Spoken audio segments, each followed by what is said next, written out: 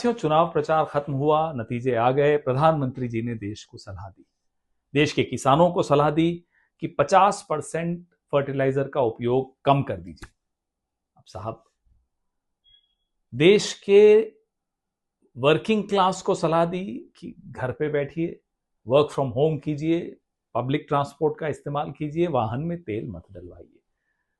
देश के किचन्स को सलाह दी कि खाने का तेल कम से कम इस्तेमाल कीजिए। देश के नागरिकों को सलाह दी, सोना 1 साल तक मत खरीदिए।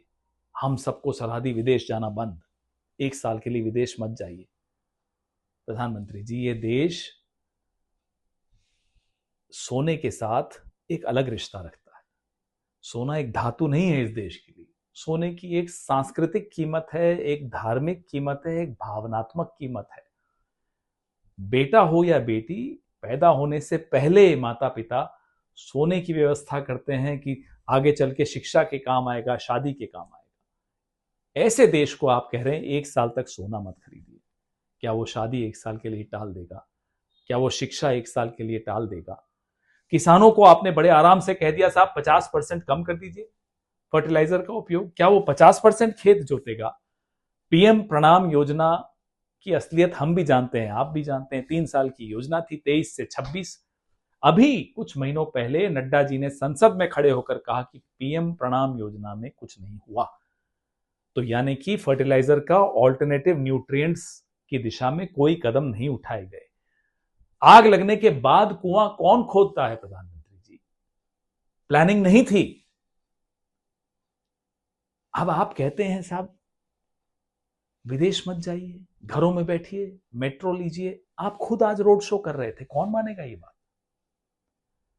ये सब क्यों हो रहा है? ये इसलिए हो रहा है, ये सलाह क्यों दी जा रही है? सलाह इसलिए दी जा रही है कि भारत का फॉरेन एक्सचेंज रिजर्व 1 हफ्ते में $8 बिलियन नीचे गिरा। क्यों गिरा? किसी और के युद्ध में हम पार्टी बन गए। आप शास्त्री जी का उदाहरण देते हैं, इंदिरा जी का उदाहरण देते हैं। साहब, वो युद्ध हमारे अपने थे।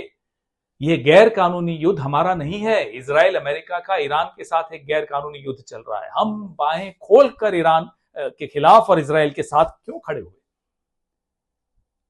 जाहिर सी बात है, उसका खामियाजा पूरा देश भुगत रहा है। पाकिस्तान 6 लैंड रूट्स खुल गए हैं ईरान के साथ। ईरान चीन के साथ, रशिया के साथ वार्तालाप कर रहा है कि नए सिक्योरिटी आर्किटेक्चर को लेकर। हम कहां हैं? हम डोमेस्टिक पॉलिटिक्स में लगे हुए हैं कि साहब कैसे विपक्ष के खिलाफ एजेंसियां इस्तेमाल करें, पुलिस इस्तेमाल करें, कैसे पद से किसी को उतारें। क्या हो रहा है?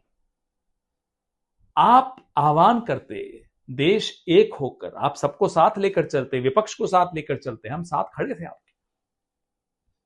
लेकिन नहीं, आप जब मुंह खोलते हैं देश से कुछ मांगते हैं। चुनाव से पहले वोट और चुनाव के बाद त्याग। सारा त्याग देश करेगा। प्रधानमंत्री जी, आप क्या करेंगे?